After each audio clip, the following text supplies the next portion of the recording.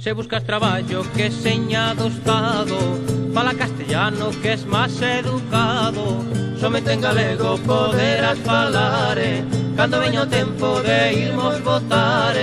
Se faz un escrito pro gobernador, soy o castellano, entende o señores. E si en galego queres facer, dalle garantías dos votos que atere.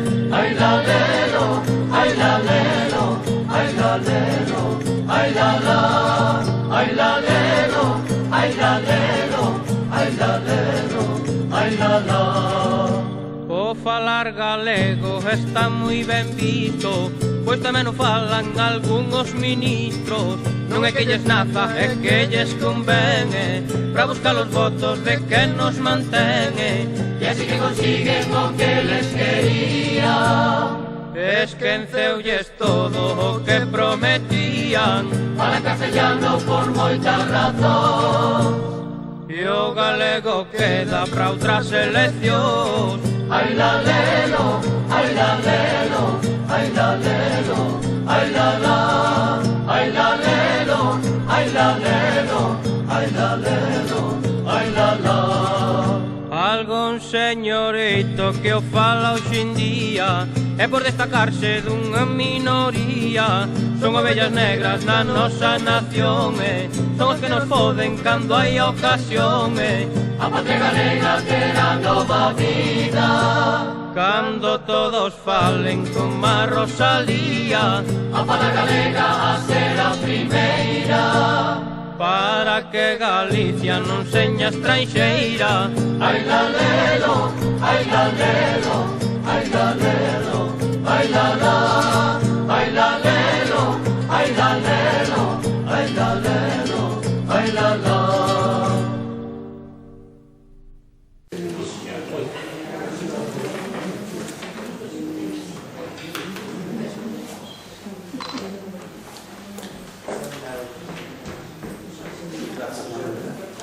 Ben, boas tardes a todas e a todos. Imos dar comenzo a 1, 2, 3, 4, 5, a quinta charla deste 13 ciclo de xornadas de información sociosanitaria e, como sempre,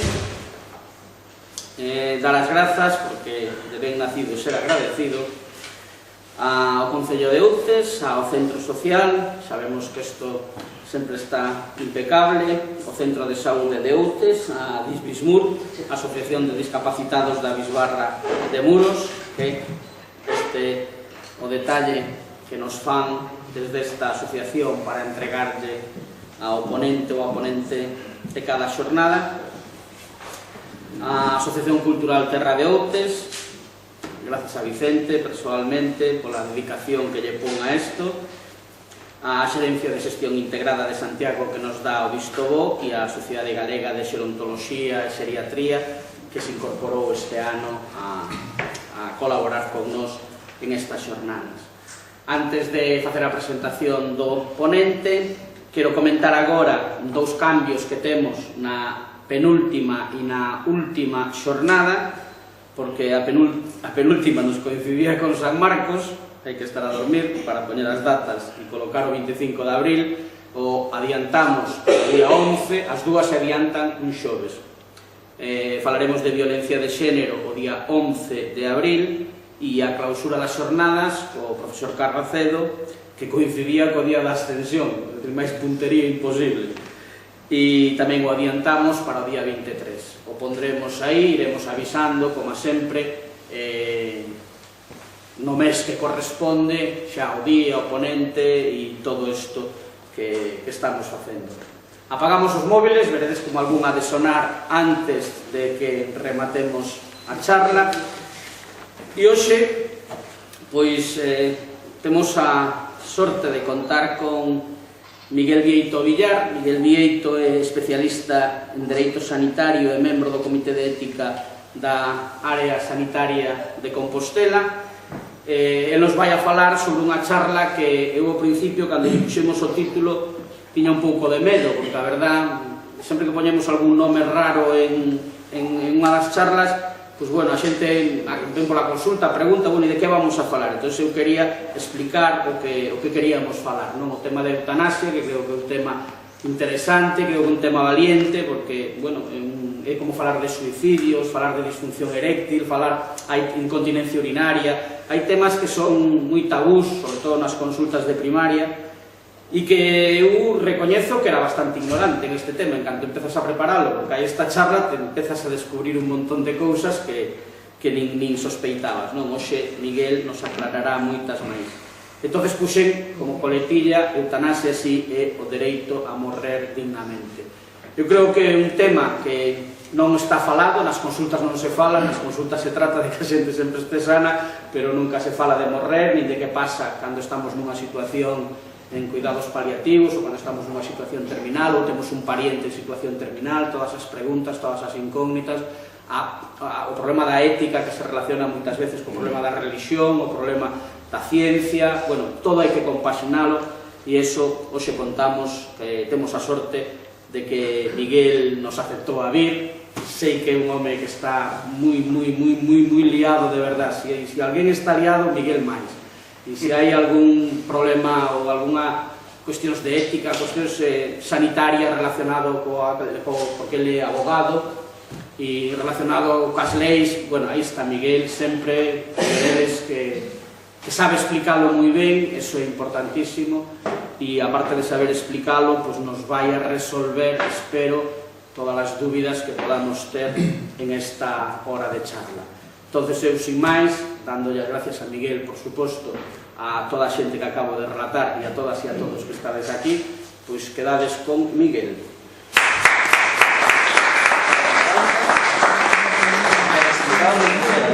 Como tú queras. Non vos parece mal se quedo sentado, non? Correcto. Digo, porque son moi grande, hablo demasiado e igual distrae un pouco. Antes de cambiar outra cousa, agradecer a Xosé por o convite, as autoridades que apoian o evento, pero sobre todo, ante todo, a todas e a todos vós por estar aquí, por vir a ver escoitar alguén que seguramente non coñecíades. É unha mostra de confianza, máis cando un é de dereito, que normalmente se asocia con ser un pouco coñazo, con ser un pouco triste, todo isto un pouco serio. Vamos a intentar falar do tema de unha maneira na que vos entendades as mensaxes que eu quero lanzar e despois que teñamos oportunidade de interactuar uns con outros. Que quizás a parte que a mí máis me interesa é coñecer a vosa opinión, resolver as vosas dúbidas. O que vou dicir é un contido mínimo ou básico da cuestión, pero, bueno, interactuemos, Se tedes alguma dúbida mentre eu estou explicando, non fai falta esperar ao final, levantada a man, facedes alguma pregunta ou alguma observación, e eu encantado de reír. O tema do que eu vou falar hoxe realmente son dous temas. Está ben escollido o título, dereito a morrer por un lado, eutanasia por outro. Imos a ver de xeito inmediato que non son a mesma cousa. Por moito que podamos imaginar que a eutanasia é o mesmo que cuidados paliativos, que a eutanasia é o mesmo que a limitación do esforzo terapéutico, por exemplo, son cousas desligadas, e que vou a facer bastantes esforzos para que entendades que non son o mesmo. Son dous supostos totalmente diferentes. É un tema delicado, non nos gusta falar da morte, é obvio. Nin a xente a nivel usuario, nin a xente dentro do ámbito da medicina, nin no dereito nos gusta demasiado falar da morte, é un tema tabú, do que non se fala demasiado. Pero imos a falar da morte dos procesos fin de vida nun contexto moi concreto, que é o ámbito asistencial. Que pasa cando unha persoa se ve inmiscuída ou se ve incluída nun proceso fin de vida dentro dun proceso clínico. Ben sexa dentro dun hospital, sexa dentro dunha clínica privada, sexa nunha residencia de maiores, sexa en calquera espazo, ou sexa en súa casa. Que pasa cando estou baixo supervisión de hospitalización a domicilio e estou nun proceso fin de vida. A que teño dereito e a que non. Eso é do que vamos a falar hoxe. Vamos a falar desde un punto de vista de dereitos. Eu sou xurista, falo de dereito. Non vou a falar de apreciacións clínicas, porque eso non teño nin idea. Vou a falar de dereitos e do que di a lei que podemos facer nestes contextos. Non vou a meter moitísimo contido xurídico, non ides a ver citas de leis, nen sentencias, eso non me interesa. O que me interesa é que tedes co básico. Creo que hai unha cita legal en toda a presentación. E xa está. E nin siquiera tedes que memorizar eso. Vou a falar do tema porque, aínda que é un tabú que non nos gusta falar da morte, sempre cando se fala disto en calquera foro, sexa con pacientes ou sexa con profesionais, ao final todos e todas acabamos estando de acordo en que quizáis isto non sexa desexable. Quizáis ningún ou ningún de nós quixera morrer así. Quixera morrer nun contexto no que se prolonga artificialmente a vida, no que existe sufrimento. Quizáis este sexa algo indesexable, morrer nun ámbito hospitalario, na UCI, con unha cantidade de soporte, digamos, desorbitado. É un tema importante, é un tema que hai que abordar, verémoslo tamén de xeito máis chacón, antes de chegar aquí. Por eso estamos falando hoxe deste tema, para ter información antes de chegar a un contexto clínico no que quizás sexa demasiado tarde para falar disto, ou no que todo sexa demasiado precipitado. Vou a falar destas cousas que vedes aquí. En primeiro lugar, imos a ver unha serie de definicións, o que vos dicía agora. Eutanasia, que é eutanasia, que non é eutanasia, que é a limitación de esforzo terapéutico, que é obstinación terapéutica. Imos a ver un dos documentos ou un dos formularios que é máis importante en toda esta cuestión. Unha das cousas coas que tedes que salir hoxe na cabeza é que este documento existe e que é moi importante que o consideredes, que o valoredes, porque é a ferramenta básica e fundamental para que vos cuidades exercer a autonomía nun contexto de fin de vida. Imos a ver o que é o documento, imos a ver cal é o contido do documento e como se fai o documento. Imos a ver que dereitos... É o mismo que testamento vital? Imos a ir a eso nese momento, pero xa che adianto que si son o mesmo, pero que non me gusta nada que se chame testamento vital. Para responder un pouco rápido, non me gusta que se chame testamento, porque testamento, para nós, para dereito, é un documento que ten efecto cando alguén morre. Eu deixo os meus bens, os meus fillos ou partes iguais, ou levo o meu coche e o meu sobrinho, eso ten efecto cando alguén morre, e non ten efecto antes da morte. O documento de instruccións previas ten efecto antes de que morra alguén.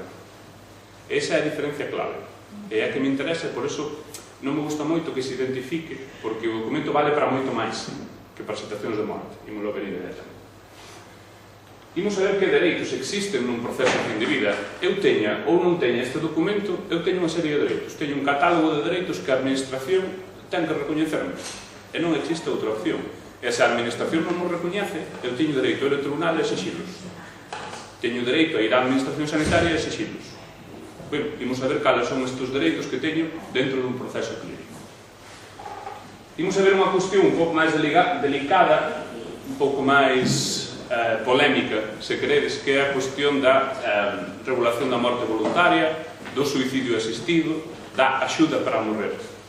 Se isto existe ou non existe en España, en que punto estamos. E por último, unha serie de conclusións para cerrar o tema e xa poder fomentar un pouco de debate con vos. En canto ás definicións, dicíamos eu, o relatorio ten dous títulos, un é eutanasia e outro é dereito a morrer dignamente. Bueno, vamos a ver o que é o primeiro, que é a eutanasia. Eutanasia é, vou a ler por se non ledes ben, é a actuación dun profesional sanitario que ten por obxecto terminar deliberadamente cunha vida. Dunha persoa con enfermidade terminal e irreversible que ten un sufrimento que vive como intolerable e pide esta axuda para morrer de xeito voluntario e reiterado. É dicir, hai unha persoa que ten unha discapacidade grave que lle pide a un profesional de saúde que lle axude a morrer. Eso é eutanasia. Que é eutanasia? Eutanasia é o que pide este home. Coñecédelo seguramente, para que non o coñece, Ramón Sampedro é un dos casos máis famosos non só en España, senón en toda Europa, digamos, de unha persoa activista polo dereito a morrer. É unha persoa que por un accidente que tivo unha actividade lúdica nunha praia, quedou con tetraplexia e con outras doenzas.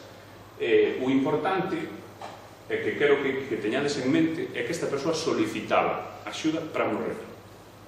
Esta persoa viviu moitos anos e décadas no seu estado. Chegou un momento no que solicitou axuda para morrer. Imos a volver á súa foto dentro de pouco. Vale, daquela, que non é eutanasia. E esta pregunta é importante porque a nivel social barallamos determinados significados do que é eutanasia, ou creemos que eutanasia son cousas que non son. Vamos a aclarar un pouco o panorama. Eutanasia non é rexeitar un tratamento. Imaginad, eu necesito intubación orotraqueal, pero deixo dito que non a quero. Se non me apoñen ese eutanasia, non é. Iso é simplemente rexeitamento dun tratamento. O médico non me está axudando a morrer. Tedes o médico. A limitación do esforzo terapéutico, que imos a ver dentro un pouco o que é, non é eutanasia. Como tampouco é a sedación dunha persoa. Imaginad unha persona en fin de vida, unha patoloxía terminal, non lle queda moito para morrer seguramente. O médico dalle sedación. Eso non é eutanasia. O médico non lle está axudando a morrer. O médico que está facendo é paliando os seus síntomas. Está facendo que non lle doia, está facendo que non sufra, pero non o está matando, para que me entendades. Isto é moi importante. Vou mediantar algo que vou ver despois. A eutanasia, hoxe, en España está prohibida, é ilegal. Os cuidados paliativos, a limitación do esforzo, sedar a unha persoa, é legal. Por iso é importante ver cales son as diferencias entre as dúas figuras, porque unha pode facerse e outra non pode facerse. Unha pode exixirse á Administración de Saúde, outra non. Ramón Sampedro hoxe, como non podía no seu día, non pode exixirse a un médico que lle axude a morrer. Se recordade o caso, Ramón Sampedro non morreu porque unha persoal sanitaria nun centro de saúde lle axudara a morrer. Morreu porque a súa cuidadora, nese momento, fixo fora da lei. De feito, foi procesada nun proceso penal. Desconectar un respirador non é eutanasia. E, por último, non reanimar a unha persoa non é eutanasia. Hai persoas que teñen dito que non queren reanimación se teñen algún episodio grave. Eso non é eutanasia. O médico non lles está axudando a morrer. É importante ter en consideración tamén outro concepto, que é obstinación terapéutica. De que estamos falando? Eu utilizo este termo, e ido a entender enseguida. Ten relación coa foto que víades ao principio, que vos dicía, ninguén quere morrer así, non? Ese era un exemplo claro de obstinación terapéutica. É utilizar medios que non teñen máis sentido que prolongar a vida biolóxica cando existen poucas posibilidades de supervivencia e lograr sobrevivir será lograr sobrevivir cunha calidade de vida moi baixa. É dicir, esta frase que seguro que escoitaste unha vez, facer todo o posible para que esa persoa siga viva, pode ser, non sempre é obstinación terapéutica. Cando é obstinación? Cando nos empecinamos en poñer medios e medios e medios e medios, e iso só vale para manter viva unha persoa, pero nos olvidamos de como está viva esa persoa. O concepto clave para barallar esta diferencia é calidade de vida. Unha vida, dicen algúns autores, digna de ser vivida. Non calquera vida é digna de ser vivida. A vida que víamos nesta foto, imaginade, esta non, obviamente, imaginade unha persoa que bota meses ou anos aquí, enganchado a máquinas, que non ten contacto co exterior, que non se comunica de ninguna maneira, que non ten relación cos seus achegados ou cos seus familiares. Quizáis non sexa unha vida digna de ser vivida, e quizáis todo isto sexa obstinación terapéutica e, por tanto, sobra. Digo quizáis porque isto, como entendedes, non é un tema sinxelo, hai que considerar moitísimas outras cousas, non é algo fácil, estou resumindo para que podamos entender o exemplo. Vale, neste caso, cal é o concepto clave que nos vai a facer entender, que poñemos, que quitamos, en que contexto? O concepto sería este, limitación de esforzo. A limitación de esforzo defínese como a decisión do equipo médico de non instaurar medidas, é dicir, non facer nada, ou retirar algo que xa está feito, sempre ponderando de cal é o fin, cales van a ser as posibilidades de recuperación, ou que vai a pasar con ese paciente. Imaginad un paciente que está na situación da foto e que colle unha infección. Ten sentido que lle poñamos antibióticos? Vamos a valorarlo. Para que lle queremos poñer antibióticos? Para prolongar a súa vida 3-4 días máis nese contexto clínico? Para que bote 3 ou 4 días máis enganchado a máquina sin contacto con ninguén? Pois é posible que o equipo médico pense, neste contexto non é ponderado poñer os antibióticos. E quen fala de antibióticos fala de calquer outro tipo de medida. Imaginade intubación, imaginade unha transfusión sanguínea, imaginade outro tipo de cousas. Todo o que vos acabo de dicir, a definición de eutanasia, que era o que pedía este home, a definición de esforzo terapéutico, limitación do esforzo, obstinación terapéutica, lévanos a dúas situacións, ao fin e ao cabo. Imos a volver machaconamente a este. Unha persoa que está viva, vive por sí, é o que vos dicía, esta persoa viviu décadas así, e pide morrer. Ahora, esa situación non é a mesma que esta. Este é un caso moi famoso, ocorreu non hai moito en Santiago de Compostela, non sei se o lembrades, é dunha nena menor de idade, de 12 anos, que se chamaba Andrea.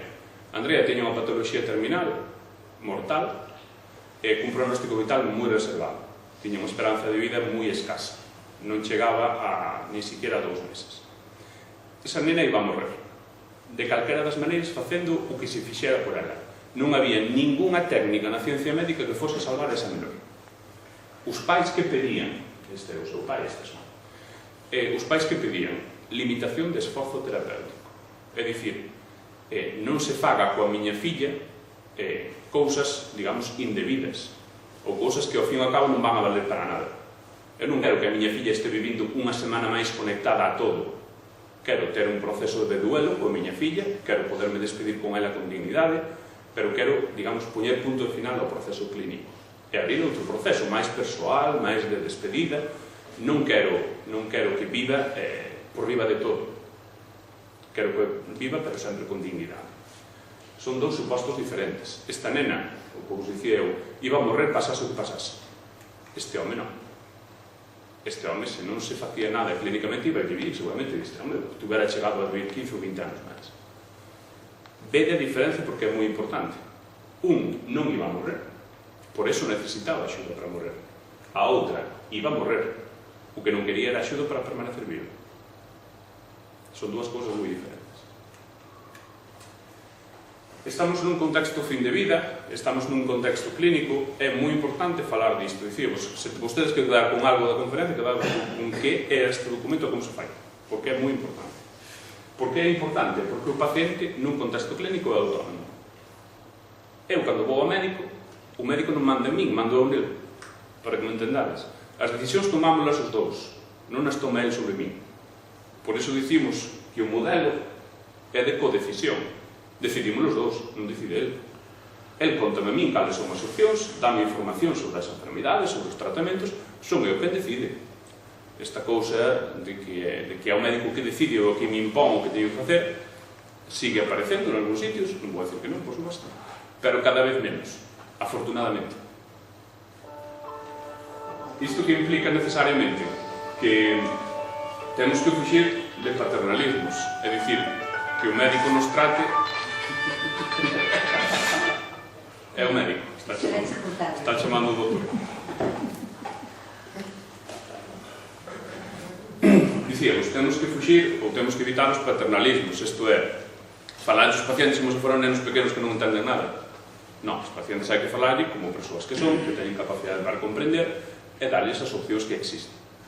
Temos que fuxir de infantilizacións, de novo, falarlle como se non tuveran coñecemento, como se foran parviños, isto non é así.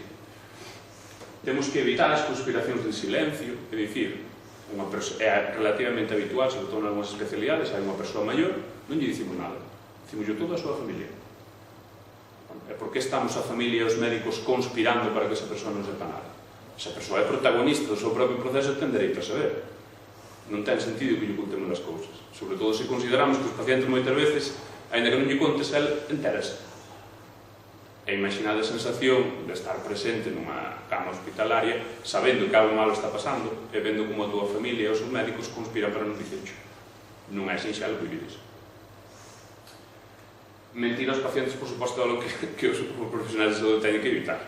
Isto, aparte de inmoral, é ilegal. Non se debe mentir aos pacientes. E debemos ter en consideración o privilexio terapéutico. Que significa o privilexio terapéutico? Hai unha serie de momentos ou circunstancias nos que o médico pode limitar a información cando cree que esa información pode danar ao paciente. Imaginar unha persoa, unha muller nun proceso de cancro avanzado a que lle queda pouco tempo. Acabamos de descubrir que o seu pronóstico é moi grave e ela ten depresión. Debemos dicirle que o seu pronóstico é moi grave xusto nese momento? Quizás non. Quizás esa información lle vai a facer daño nese contexto. Quizás teñamos que esperar, quizás teñamos que consultar con psicología clínica a ver como abordamos esa información, quizás falar coa familia de mira como podemos dicirlo dunha maneira progresiva. Eso é o privilexio terapéutico. O que vos digo é que iso non pode servir de excusa para non dicir nada nunca. Isto ten que evolucionar, temos que buscar a maneira de dicirlo, non podemos ocultar. É dicir, todo isto significa que o paciente é autónomo. Como manifesta ese paciente a súa autonomía? Como digo o que quero nun momento no que non podo dicirlo? Imaginado o caso dunha persoa que entra por urxencias inconsciente porque tiene un accidente de tráfico. Esa persoa non pode falar, non pode dicir o que quer. Pero pensade tamén nunha persoa que ten demencia, ou a demencia progresiva que vai avanzando, pois chegará un momento no que esa persoa non poida manifestar o que quere. Eso implica que non pode decidir? Non. Ten que decidir nun momento anterior, cando é capaz. O documento de instruccións previas precisamente é o documento que utilizamos cando somos capaces para decir o que queremos para esos momentos nos que non nos seamos. Imaginade que eu teño agora mesmo 33 anos, detectame unha patoloxía xenética que sei que é degenerativa. Sei que cos anos vou ir perdendo capacidade de razonamento. Eu outorgo hoxe un documento no que digo, cando eu non pode decidir dentro de 5 ou de 10 anos, quero que o que se faga comigo sexa isto. Ese é o documento de instruccións previas, e por iso é moi importante, porque nos deixa a nós a sartén polo mango, nos deixa decidir o que queremos, para un momento no que quizás non poidamos decidir. Que podemos dicir nese documento? Moitísimas cousas. De feito, ten campos libres, podemos escribir o que queiramos. Hai xente que hasta escribe que profesa a fe católica, que quere moitas misas cando morra. Perfectamente legítimo, pode facelo. Ahora, para que, digamos, o contenido típico? Para mí, digamos, a mención máis importante é esta primeira, nombrar un representante. É dicir, de toda a miña familia, todos os meus achegados, quero que a persoa coa que fale o médico sexa esta. Non que ande pululando e lle pregunto aos meus 5 fillos, despois a un sobrinho que ven de Barcelona, un primo, non. Que lle pregunto ao meu home. E xa está, e a ninguén máis. E se hai 3 que dicen cousas contrarias, a palabra que vale é do meu home. E iso pode deixar escrito no documento. Que di o meu home, di a miña muller, ou di a miña filla, o meu fillo, o meu primo, ou o párroco da iglesia. O que unha persoa queira designar. E esa persoa é que vai establecer o diálogo co médico. Insisto, moi importante porque sabedes que sobre todo cando hai situacións a veces, sobre todo prolongadas no tempo, hai moitas persoas que pasan por ese hospital, moitas persoas que pasan por esa cama, todos queren opinar. Non sei se coñecedes a expresión que é o síndrome do cuidador de fin de semana, que é a deste fillo que durante a semana non está, pero o fin de semana con ten tempo libre vai ver a papá ao hospital, pois pensa que sabe máis do cuidado do papá que os fillos que están toda a semana con ele. Bueno, pois quizáis para frear esos fenómenos. Outro dos posibles contidos é, vale, non vou a dicir que me representa, ou sí, pero o que sí que quero dicir é o que é importante para min, o que a min me vale, o que a min na vida me move. Porque imaginar que estou nun contexto no que a decisión é perder a mobilidade das pernas ou non perder. Eu digo no documento, para min é moi importante levar unha vida activa, andar a pasear todos os días, facer actividades deportivas. Pois eso ten que se tomar en consideración para valorar que decisión vamos a tomar. Porque quizáis eu prefiro vivir menos con mobilidade que vivir máis sen mobilidade. E esa é unha decisión que non é fácil. Como non é fácil, vamos a darle ao equipo clínico e ao meu representante ferramentas para medir o que eu quería cando era consciente. Insisto, porque hai cousas ou valores aos que eu lle podo dar moita importancia. A que vou con todo isto? O representante non escolle coa súa escala de valores, escolle coa miña. O representante non vai escoller o que el querería. O representante ten que falar por min. E ten que escoller o que eu escollería se estuvera aquí. Por eso os meus valores e as minhas ideas. Que cuidados quero e que outros non quero? Imaginad, eu non quero estar conectado a un respirador nunca. Deixo posto no documento. Non quero nunca que me trasplanten se non teño coñecemento. Deixo posto no documento. Que quero que se faga cos meus órganos? Quero ser donante, non quero selo, quero ser donante solo de pulmón e ril, non quero selo de córneas, non sei. Calquera cousa que queramos poñer con respecto a iso. O das misas que vos dicía, os cuidados que quero no meu corpo despois do falecemento. Quero, imaginar calquer tipo de cousas. Quero ir a un crematorio, non quero ir, quero estar en tal parroquia, quero estar en tal outra. Pode dicirse. É calquera outro contido. Hai campos de outorgamento libre. Como se outorga este documento? Como se fai? Imos a ver nas seguintes diapositivas que se pode baixar de internet un formulario. Baixádelo, enchédelo e xa está. Digo despois ahora o que tedes que facer con ese formulario. Pero ni siquiera o formulario é obligatorio. Podedes escoller unha folla, estar na casa e escribir o que vos veña á mente.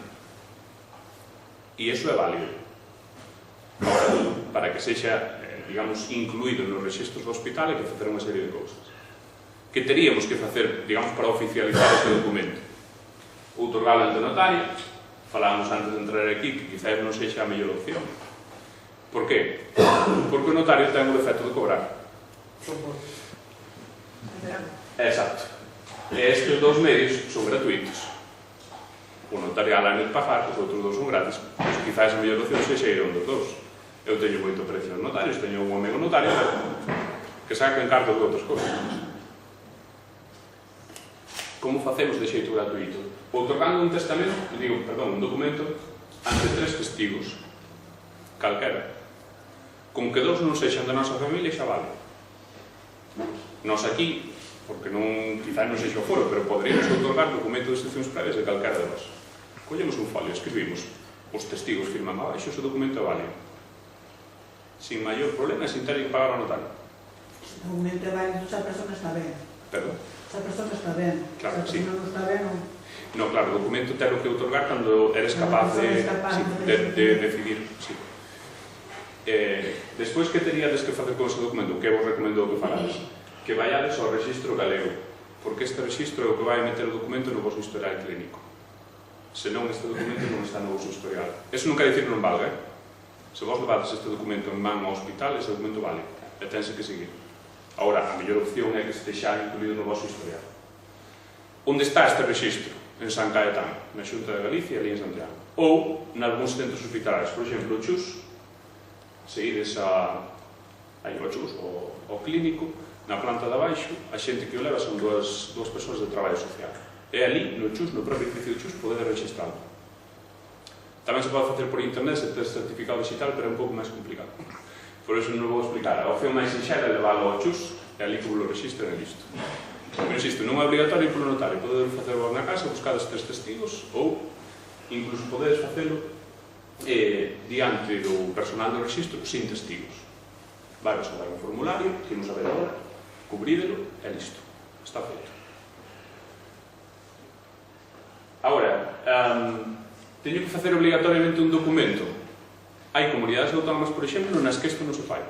Na que se fai outra cousa, que se chama planificación anticipada de cuidados, que significa simplemente falar disto. Con quen? Normalmente co vosso médico de primaria, que é o que máis vos coñece, o que máis vos trata, o que máis tedes confianza. Falade sobre os vosos desexos, sobre os vosos valores, sobre que esperades desos momentos, se queredes falar diso. El pode incluir todas esas anotacións no voso curso clínico.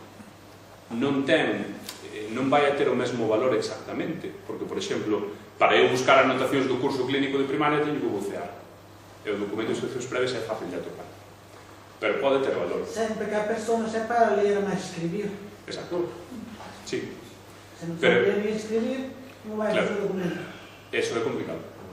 Ainda podría salvarse se non supera escribir, pero ten que saber ler, porque un documento finalizado teríamos, hai mecanismos notariales para cubrir esos defectos ou esos déficits de información, podría facelo igual.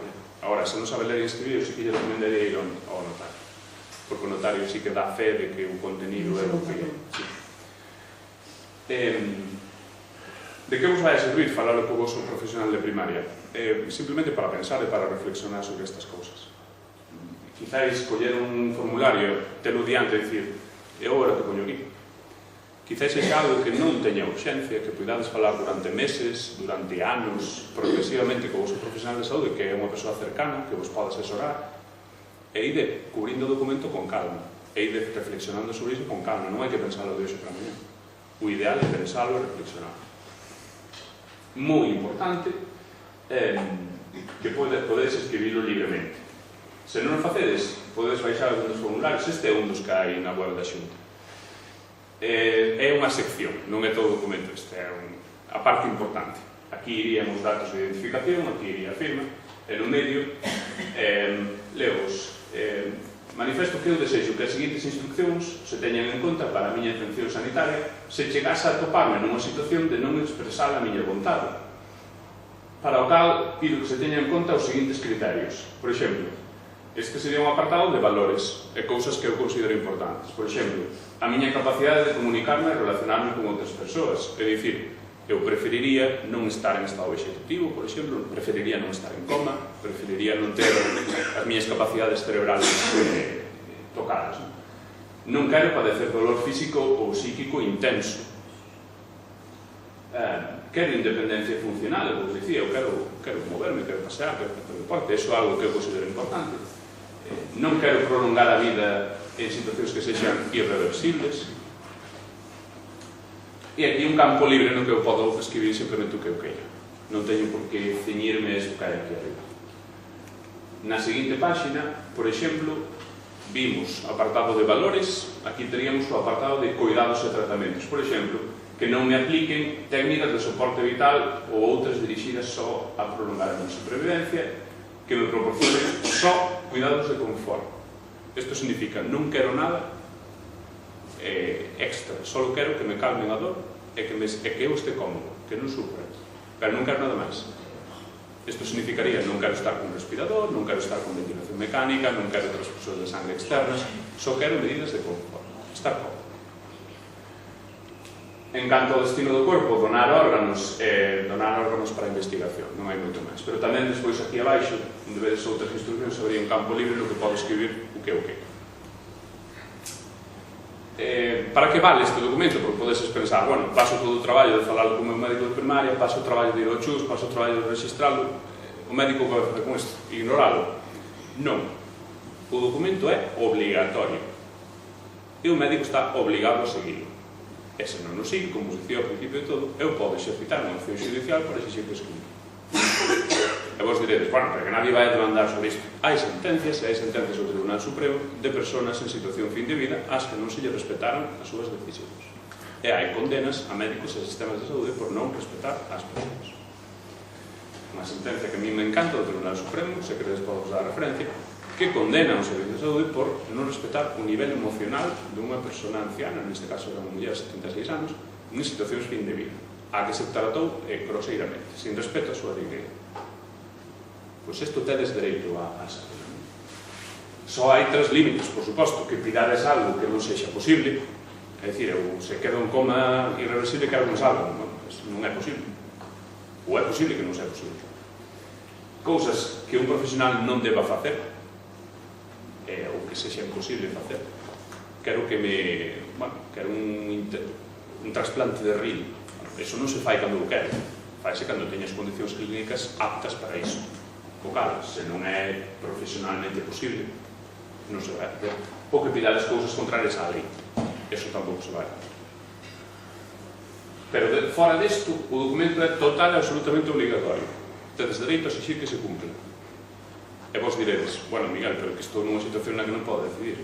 Como vou facer eu que se cumpla? Se teño demencia avanzada, non? Recordade, para iso tedes o vosso representante. Outra das funcións do representante é instar ao equipo médico que se cumpla o documento e obligar a que ese documento se cumpla. Non é só o que vai a falar co médico, é o que vai a velar de que a miña vontade se cumpla. Vai ser algo parecido ao meu albacea, no ámbito testamentario, non? O albacea fai que o testamento se cumpla, fai as partixas ou este tipo de cousas. O representante faría que este documento se cumpla. E moi importante que saibades que se eu outorgo o documento, podo cambiar o documento. Eu non estou atado de por vida co que eu diga aí. É máis, se eu teño o documento feito e o documento está no meu historial, o médico non pode ir a mirar o que di o documento se eu sou capaz de decidir. Sería absurdo. Se eu sou capaz, estou desperto, pregúntame usted a mí. Non vai a mirar o documento. Porque é posible que no documento ou hai 10 anos dixera non quero transfusións e agora cambiei de opinión. Que o médico me pregunte a mí se as quero ou non, que estou desperto. Ora, se non estou, o médico non mas vai a poñer porque o que dicía o documento era iso. Pero o documento pode facer tantos como eu queira. Se teño unha semana inspirada, podo ter 7 días, 7 documentos diferentes. Non hai ningún tipo de limitación. A xente do registro vai para cerrar, pero podería facer. Agora, non pensedes, que non vou a facer este documento porque despois o médico a ver se non me vai a transfundir despois teño posibilidade. Non, se estou desperto podo decidir que falen comigo. Que dereitos teño eu a maiores do que vimos no documento? Isto vale para a xente que teña e para a xente que non teña documentos. Os que aparecen nesta lei, esta é a única referencia legal que vos vou a facer hoxe. É a Lei de Dignidade das Persoas Enfermas Terminais de Galicia, a Lei 5/2000.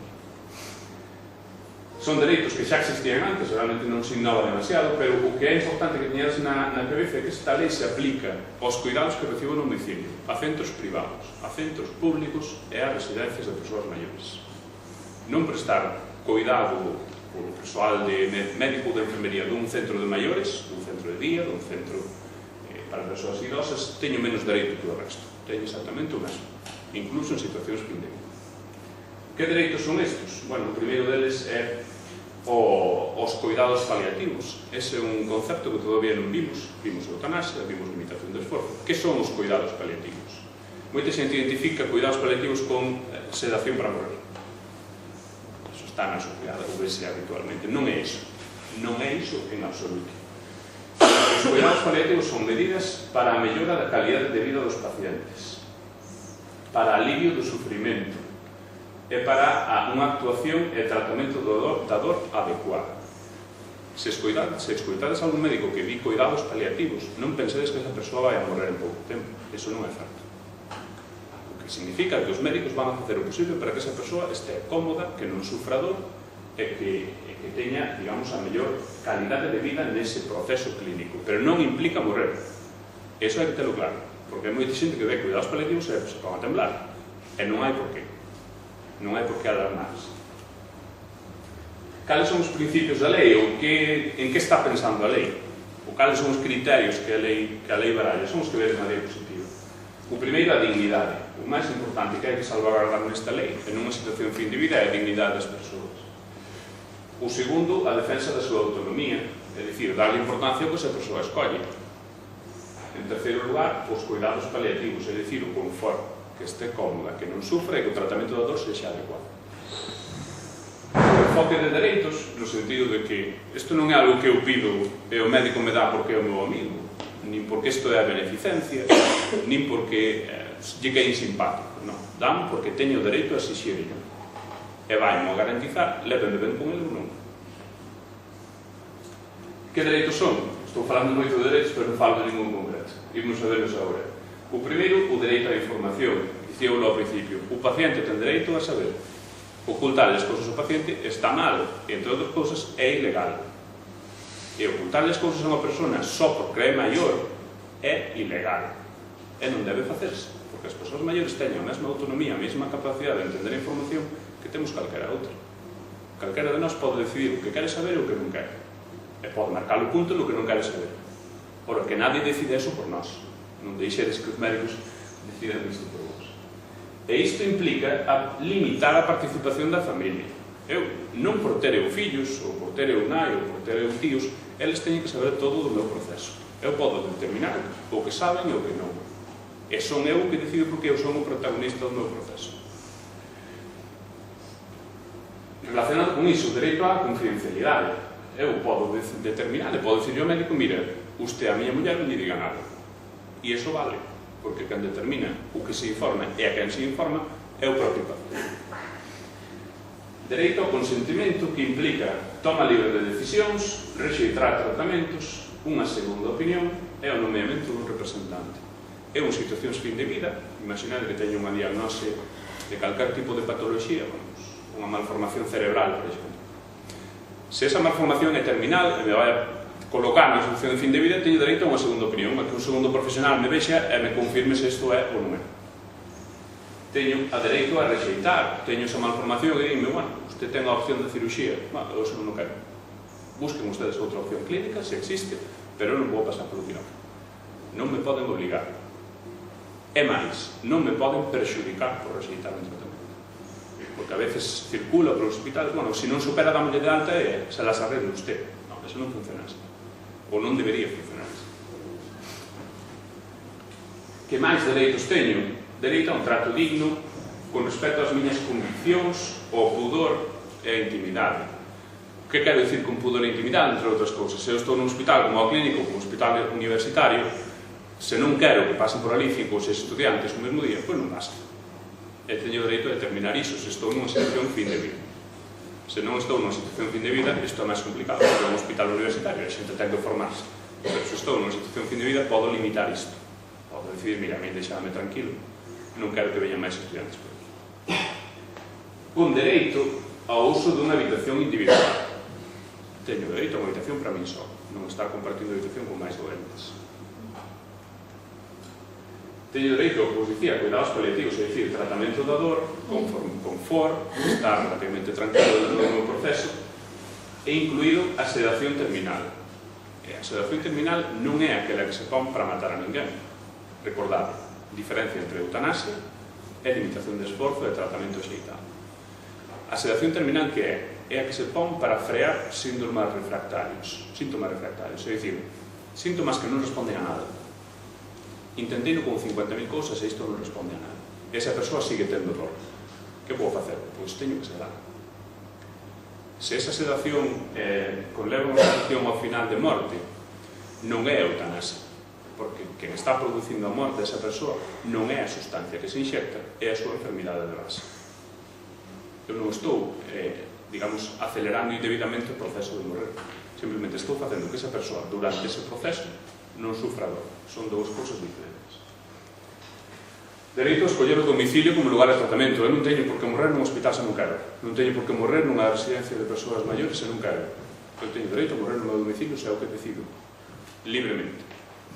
E os, importante, os profesionais de saúde non teñen capacidade para negarme. Non, usted non se va de alta. Non. Voume de alta. Usted digo o que queira, pero eu voume de alta. É dereito a acompañamento, teño dereito a estar incluso fora da súa horario de visita coas persoas que eu queira, sexan familiares, sexan amigos, ou sexa o que vos coñaría, auxilio ou apoio espiritual. 2 minutinhos nada máis para falarvos dos comités de ética asistencial. Eu son vogal de son membro dun comité de ética asistencial. Que somos? Somos un órgano que está dentro do hospital, reunímonos unha vez ao mes como mínimo, e somos un órgano de protección dos dereitos dos pacientes en situacións fin de vida, pero tamén noutras situacións que non sexan fin de vida, en calquera. Velamos porque os dereitos dos pacientes se cumplan. Somos moitos, neste momento somos 22, se non me equivoco, e somos cada un do seu pai e da súa nai. O presidente actual é médico de atención primaria, a vicepresidenta é psicóloga clínica, eu estou e son xurista, hai xente de enfermaría, hai xente, unha profesora de instituto, somos xente de moi diversa índole que confluímos no espacio hospitalario para garantizar os dereitos dos pacientes. Cada un ca súa perspectiva, cada un ca súa riqueza.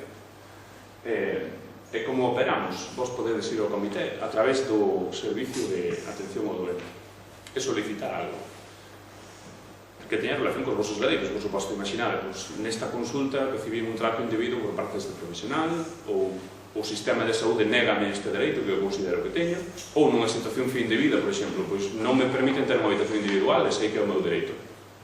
Que faremos nós? Investigaremos o caso, falaremos con vos, falaremos co hospital para ver por que non tedes unha habitación e emitiremos ao final un informe. Operamos habitualmente como mediadores, algo así. Para que vos fagades unha idea, nós emitimos un dictame no caso de Andrea, por exemplo. Había certo conflito entre a familia e tamén dentro de profesionais do servicio, e nós actuamos nese caso, emitimos un. Ata aquí, limitación de esforzo, obstinación terapéutica, sedación paliativa, cuidados paliativos, lei. Hasta aquí o que é legal. Todo isto que vimos, os dereitos a ter unha habitación, a facerse acompañar, a non sufrir, a estar cómodo, a ter unha morte digna. Por iso vos dicía, a presentación ten 2 títulos. Agora vimos o segundo, o de ter unha morte digna. Ahora vamos a ver o de eutanasia, o de conductas activas dun profesional para terminar a vida. Eso hoxe é ilegal. Non está permitido. O Código Penal sanciona. Recordado o caso de San Ramón San Pedro. Hai unha muller que lle axuda a morrer, proceso penal e xuizo no tribunal. Non se permite. E vos diredes, Miguel, se é ilegal e non se permite, vas a gastar tempo para falar disso? Venme moi ben, porque si bebo un pouco de agua.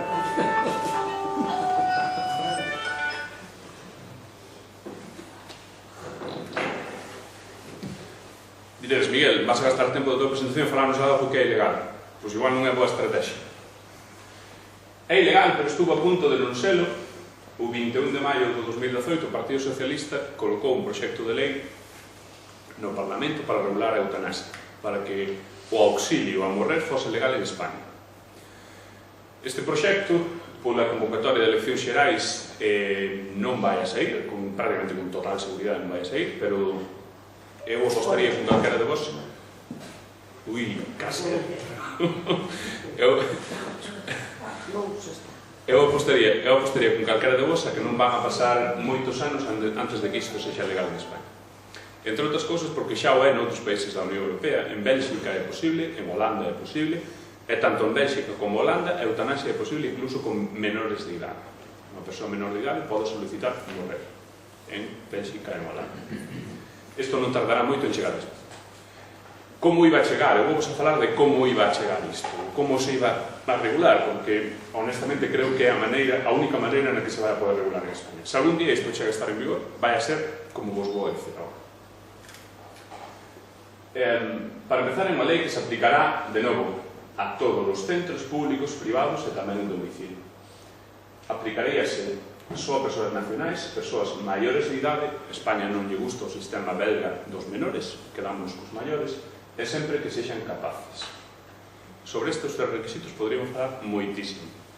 Xa vos avanzo que a mí me parece mal que se restrinxa só a nacionais, que se restrinxa só a maiores de idade, que se restrinxa só a persoas capaces. Parece-me horrible. Porque as persoas estranxeiras teñen dereito a determinar a súa propia vida, porque as persoas maiores de idade tamén teñen opinións e tamén as expresan, e porque ese concepto de capaz e incapaz, bueno, digamos que flaquea bastante. Que consideramos capaz ou incapaz baixo o ordenamento xurídico español? Isto é delicado. En todo caso, o proceso sería o seguinte. Necesita ser un contexto no que unha persoa teña unha patoloxía totalmente incurable ou que teña unha discapacidade moi grave. Ramón Sampedro tiña unha patoloxía mortal? Non necesariamente, pero tiña unha discapacidade moi grave.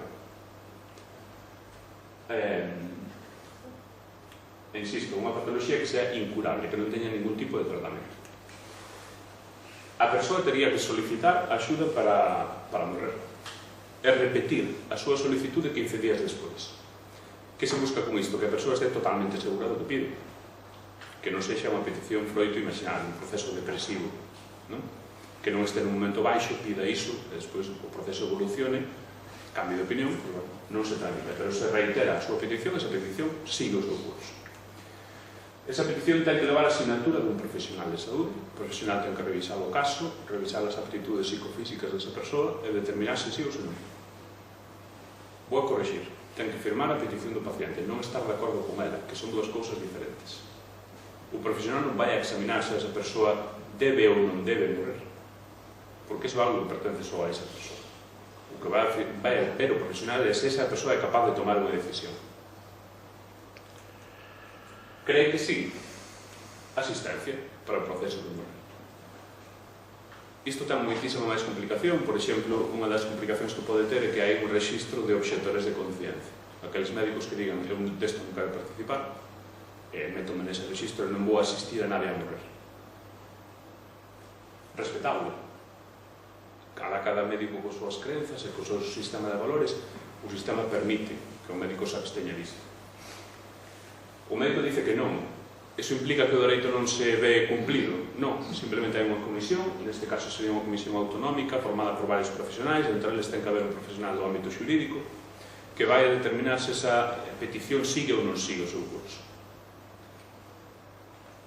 Recordemos, patoloxía grave e incurable, discapacidade grave, solicitude que ten que repetirse 15 días despois e, en todo caso, podería operar unha comisión autonómica que vai a decidir se sí ou se non.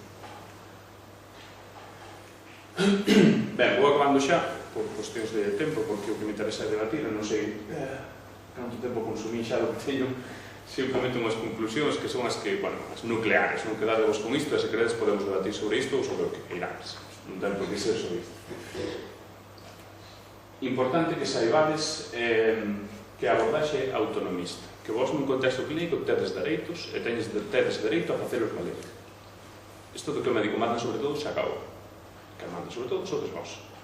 O médico ten que acompañarvos no vosso proceso de decidir, sodes persoas autónomas. En situación fin de vida e fora de fin de vida. Sodes autónomas con oncólogo, pero tamén con dermatólogo e con médico de primaria. Con calquera profesional. Tamén con un abogado. Non deixedes que un abogado vos diga o que tedes que facer. Nunca. É dicir, o paciente decide, ollo, e debe decidir. Debe implicarse no seu propio proceso. O papel da familia é moi importante. Hai persoas que confiamos moito nas nosas parellas, nos nosos fillos, nos nosos pais.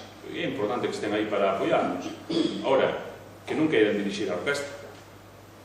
Que teñen un papel que nos queiramos que teñen. Non máis alabis.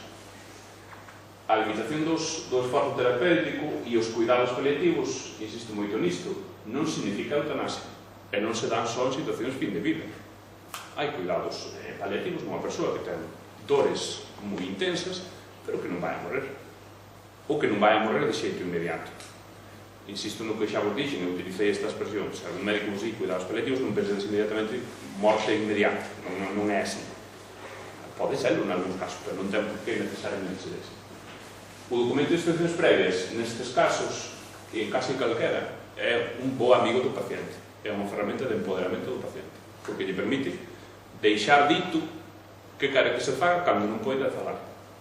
E por iso é moi importante. Recordamos, podedes facelo notarialmente se queredes, podedes facelo con testigos, hai que leválo ao xus para registrar. O meu consello, pensadeo, valoradeo, e se chegades á conclusión de que no vosso caso pode ser positivo algún día, facedeo. Non o fai casi nadie en Galicia, a porcentaxe de xente que o ten feito é moi pequena. Ahora, é moi recomendable, porque ides a ter un poder de manexo da vosa situación enorme, ides a aclarar moitísimo a situación clínica chegada ao momento, ides a aclarar incluso, eu penso que isto aporta valor á situación familiar, porque xa non vai haber 15 voces falando sobre un proceso, vai ser a do representante, que escoitará o resto, por suposto, pero que vai a ter a voz cantante. Un médico non se vai a ter que mover a chamar a 10 persoas diferentes, vai a ter contacto con un, e iso axiliza moitas cousas. E por último, máis alá do documento dos vosos poderes como pacientes, as xentes do Comité de Ética Asistencial estamos para asistirvos. Se tedes calquer tipo de dúbida ou calquer tipo de problema dentro do ámbito sanitario, os vosos profesionais ou coa propia administración, consultade con nós, somos gratis tamén, non cobramos nada. Somos xente relativamente agradable, xeitosiña, con cal, aí estamos. Nada máis, se queredes contactarme, tamén tedes o meu correo electrónico, escribirme, eu contesto bastante rápido, e nada máis, moitas gracias a todos.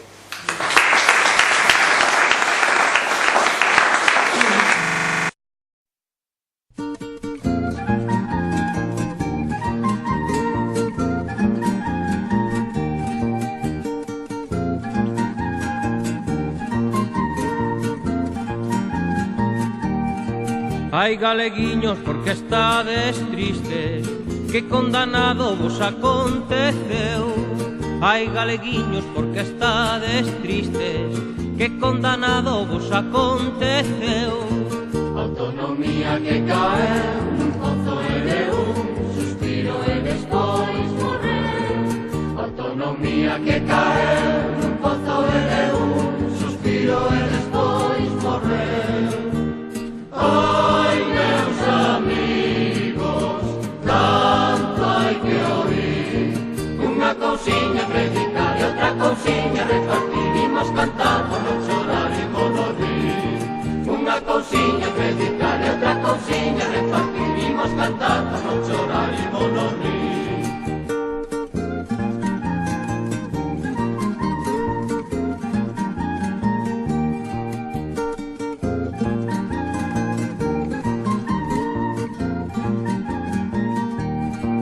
Ai, galeguiños, que o que vos parece os conselleiros que temos aquí. Ai, galeguiños, que o que vos parece os conselleiros que temos aquí. Fanos ver blanco onde soy, e negro son bungos, artistas isto eu conto bello. Fanos ver blanco onde soy, e negro son bungos, artistas isto eu conto bello. Ai, meus amigos, tanto hai que oír, unha cousiña predicar e outra cousiña repartir, imos cantar por non chorar e non rir. Unha cousiña predicar e outra cousiña repartir, imos cantar por non chorar e non rir.